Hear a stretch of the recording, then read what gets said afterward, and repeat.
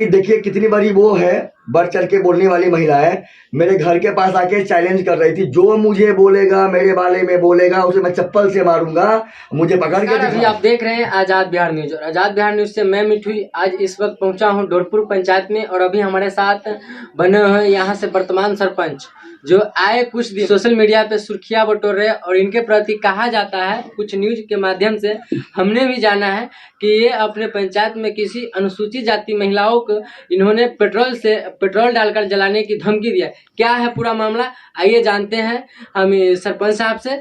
सबसे पहले आजाद बिहार न्यूज में आपका बहुत बहुत स्वागत है, आप अपना परिचय रखें। जी नमस्कार, मेरा नाम सुभाज्या है। मैं वर्तमान में ढोरपुर पंचायत का सरपंच हूँ।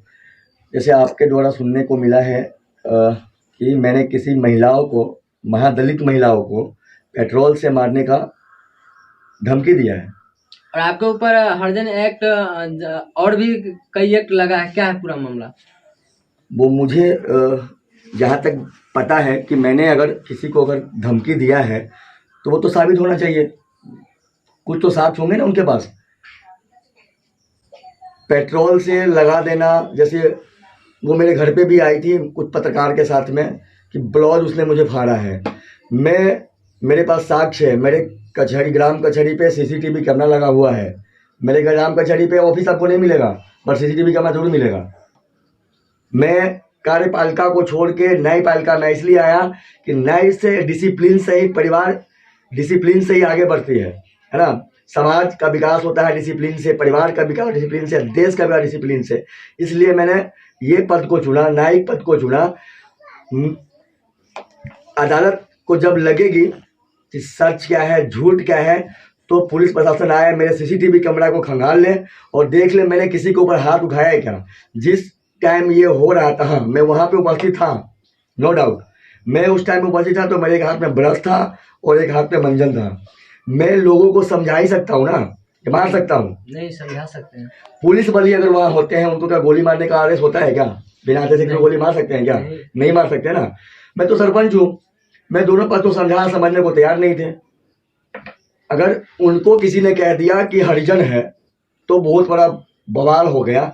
उन्होंने भी तो कुछ कहा ना कि ये बभना है, बभना की बेटी को उठाओ, बभना को मारो। वो भी तो जाति सूचक, वो भी तो किया।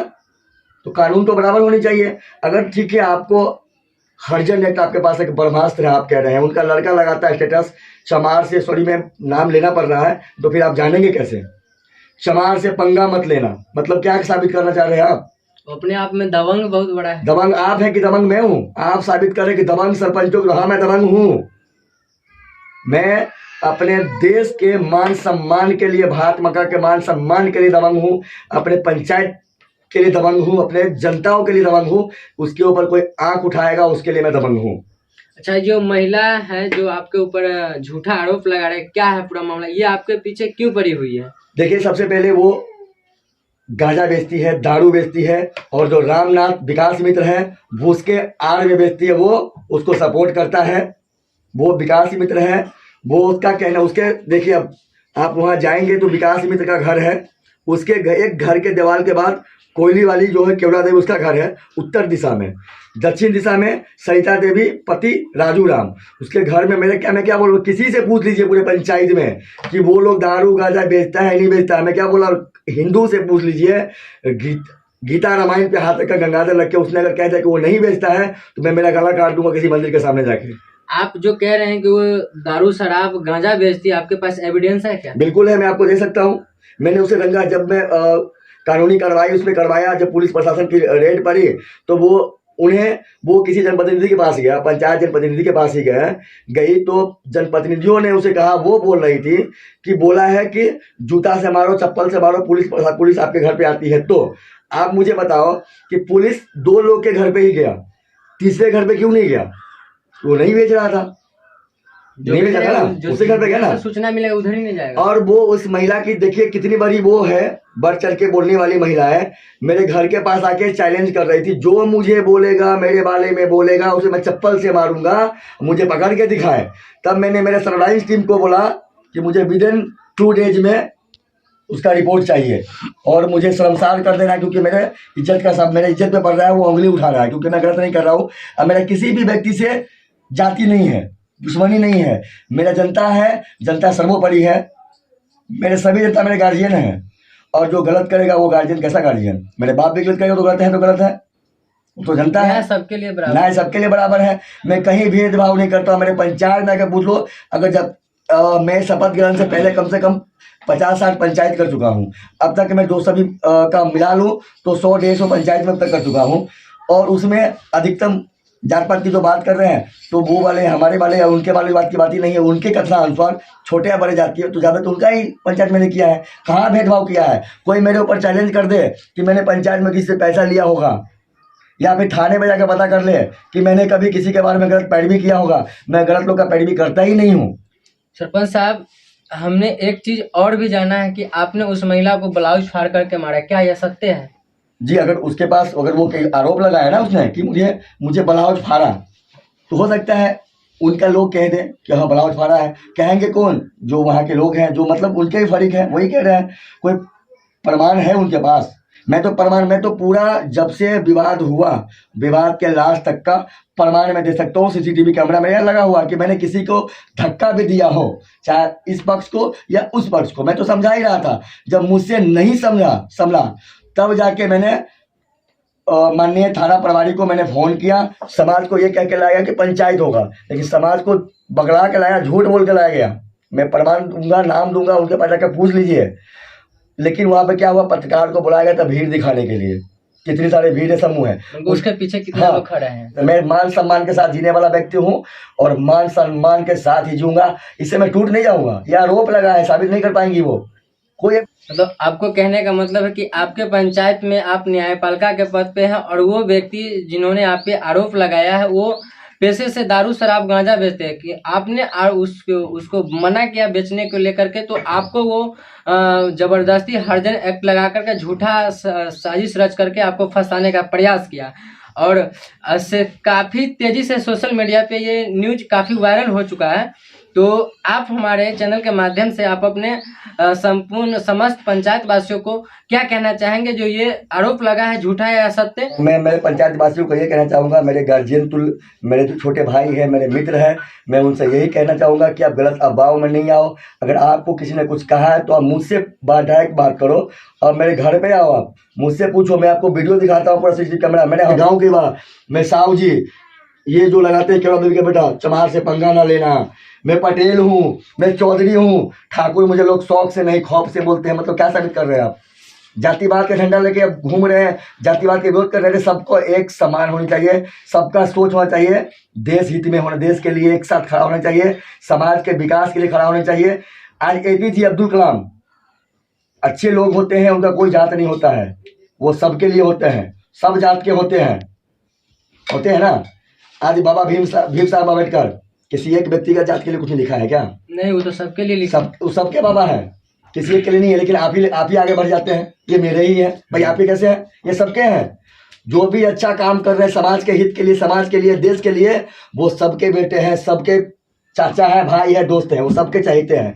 इन्होंने तो फंसा रहा है कि ब्लाउज मारा, छी इतनी शर्म की बात है, तो शर्म आनी चाहिए।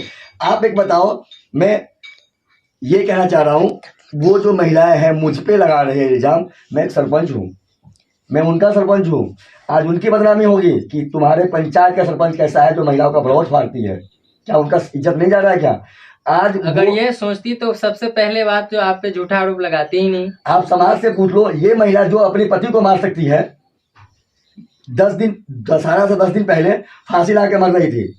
फांसी लगा तो उनका घर पे जाइए, आदमी का गेट टूटा होगा, उसके साथ मुझे बुलाई थी, मुझे सुनने को मिला वो फांसी लगा रही थी। जो अपने पति को मारती है वो दूसरे को क्या करेगी?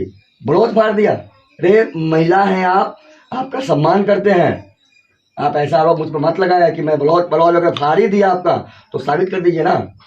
है कोई साथ?